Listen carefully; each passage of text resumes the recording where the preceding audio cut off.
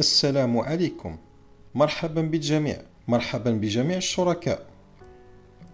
لا تنسوا الاشتراك بقناتنا على اليوتيوب وصفحتنا على الفيسبوك ليصلكم كل جديد.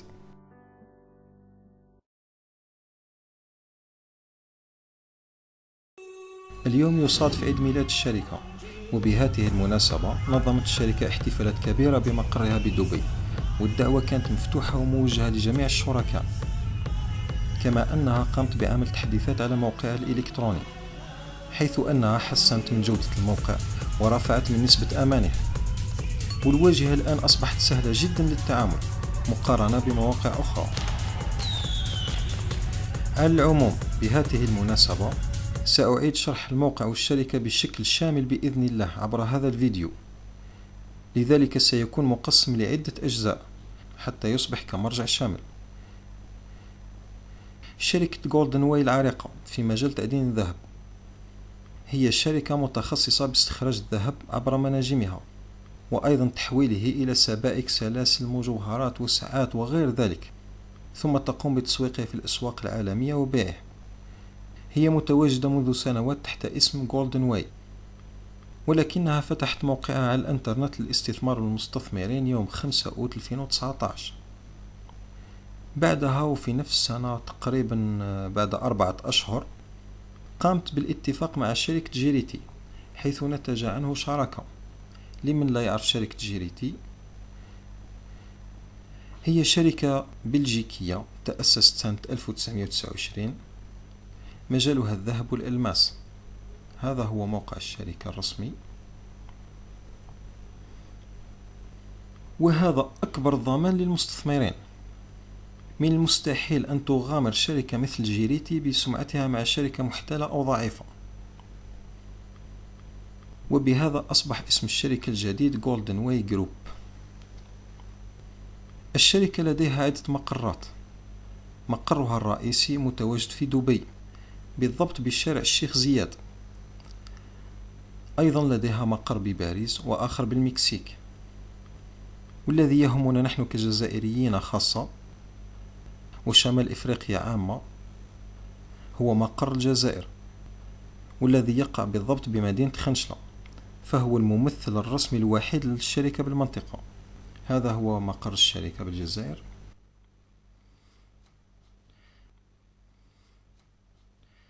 بالنسبة لموثوقية الشركة واعتمادها، هذه أوراق الشركة من سجل تجاري، رخصة تجارية، وشهادة عضوية لممارسة نشاط المجوهرات. بالمناسبة، هذه الرخص سنوية وتجدد كل سنة. هذا هو قانون المجوهرات في دبي. كذلك يمكننا التأكد بأنفسنا عبر الدخول على موقع حكومة دبي الرسمي. هذا هو موقع حكومة دبي، نقوم بالدخول عليه. موقع حكومة دبي، نقوم بالنزول إلى الأسفل. هنا حيث مكتوب Search License Information نقوم بالدخول. هنا نقوم بكتابة رقم الرخصة الأم، أي رقم السجل التجاري. نذهب إلى السجل التجاري. هذا هو رقم السجل التجاري، نقوم بكتابته. نضغط على Search. كما نلاحظ، هذا هو ترخيص الشركة جولدن واي جروب للمعادن الثمينة. نقوم بالدخول عليه. نضغط هنا. هذه جميع معلومات الشركة وترخيصها في دبي.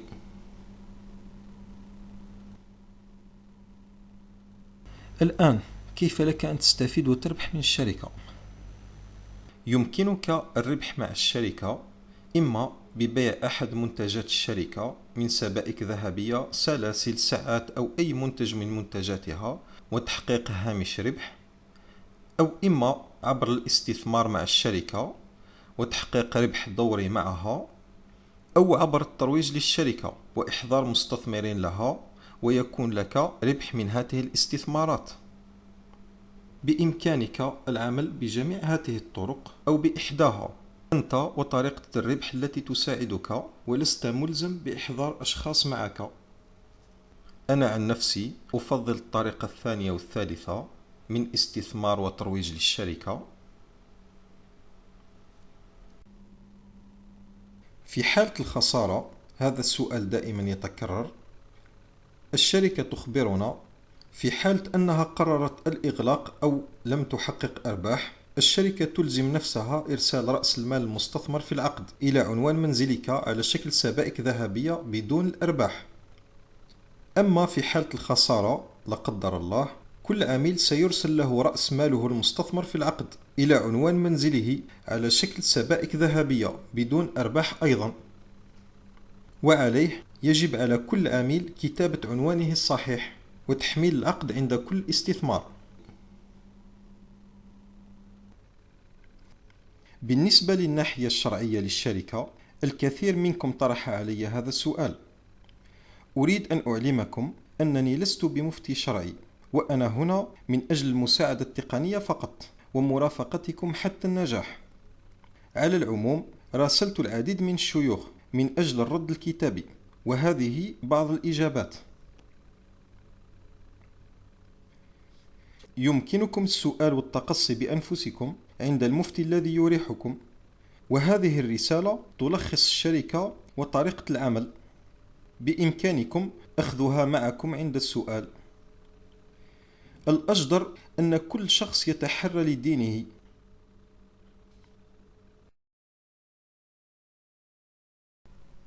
للاستثمار مع الشركة لدينا خيارين: إما أرباح ثابتة أو أرباح متغيرة. بالنسبة للأرباح المتغيرة، لا يمكن معرفة قيمتها ولا تحديدها مسبقا.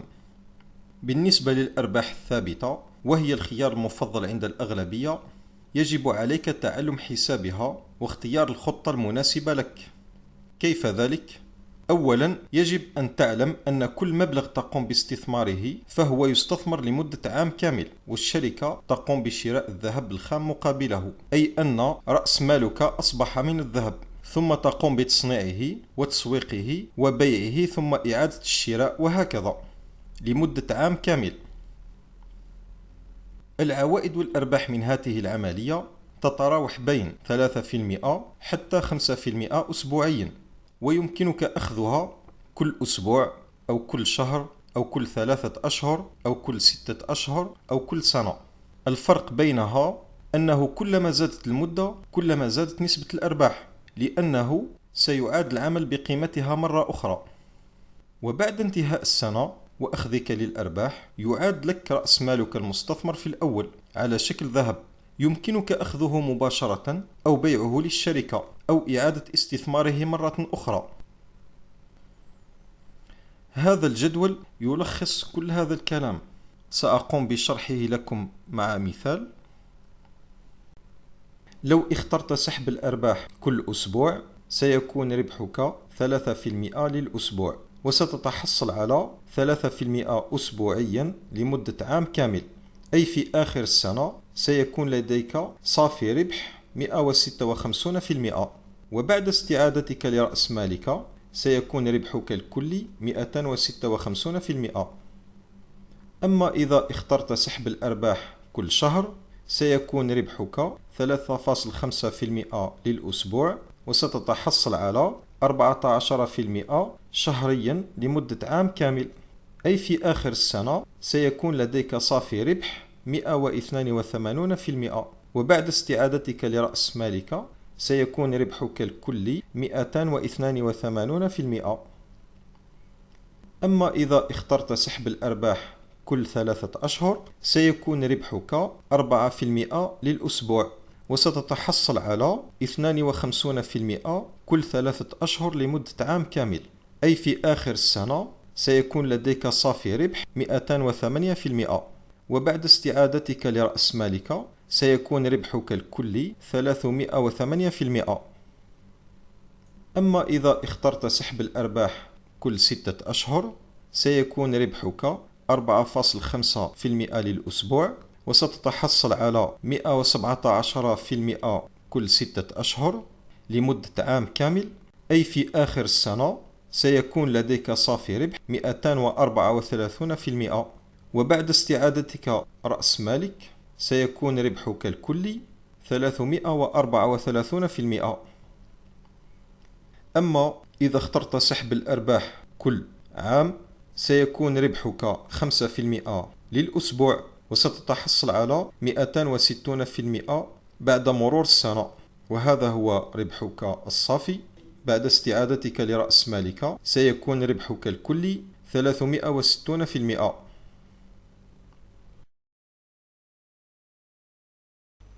عند إحضارك أشخاص للاستثمار في الشركة تعطيك مكافأة من مالها الخاص تتمثل في 10% حتى 19% من قيمة كل استثمار قام به هذا المستثمر. هذه النسب تتغير حسب رتبتك في الشركة. هذا الجدول يمثل الرتب والنسب في الشركة. سأفصله لكم أكثر.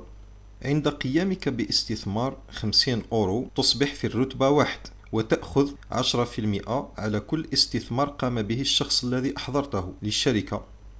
حتى تنتقل للرتبة 2 يجب أن يكون مجموع استثماراتك أنت وفريقك يتجاوز 500 أورو، وبهذا تأخذ 10.5% على كل استثمار قام به الشخص الذي أحضرته. وهكذا هذه هي الرتب ومعها الحد الأدنى لاستثماراتك أنت وفريقك والنسب المئوية لكل منها التي ستأخذها عند دعوة مستثمرين. سأقوم بالشرح أكثر بواسطة مثال. هنا لدينا جيم قامت باستثمار 70 أورو، وبهذا أصبحت في الرتبة 1 وتأخذ 10% على كل مستثمر تحضره للشركة. جيم أحضرت ريتش وقد استثمر 600 أورو، وبهذا تحصلت على هدية 10% من هذا الاستثمار أي 60 أورو. وأيضا انتقلت إلى الرتبة 2 لأن مجموع استثماراتها هي وفريقها أصبح 670 أورو، وستصبح تأخذ 10.5% على كل شخص تحضره للشركة.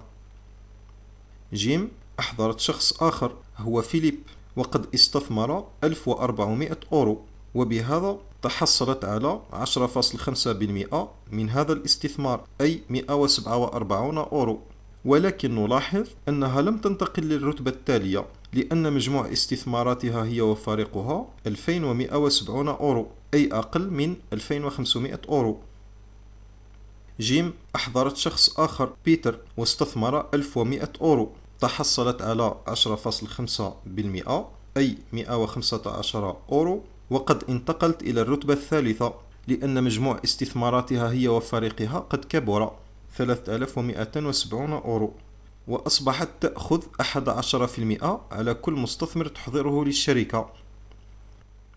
الآن ريتش أحضر مستثمر للشركة سميث وقد استثمر 300 أورو. جيم ستأخذ الفرق بينها وبين ريتش من هذا الاستثمار. مثلا جيم في المستوى 3 11%، وريتش في المستوى 2 10.5%، أي أن الفرق بينهما هو 0.5%، وبهذا ستتحصل جين على 0.5% من استثمار سميث أي 1.5 أورو. وهكذا كلما كبر استثمارك أنت وفريقك كلما صعدت في المستويات وزادت نسبة أرباحك. أيضا الشركة تعطيك هدايا تحفيزية أخرى. مثلا لو مجموع استثمارات فريقك المباشر وصل إلى 500 أورو ستتحصل على هدية 15 أورو، ولو وصل إلى 2500 أورو ستتحصل أنت على هدية 60 أورو، ولو وصل إلى 10,000 أورو ستتحصل أنت على 225 أورو، وهكذا كما يظهر هذا الجدول.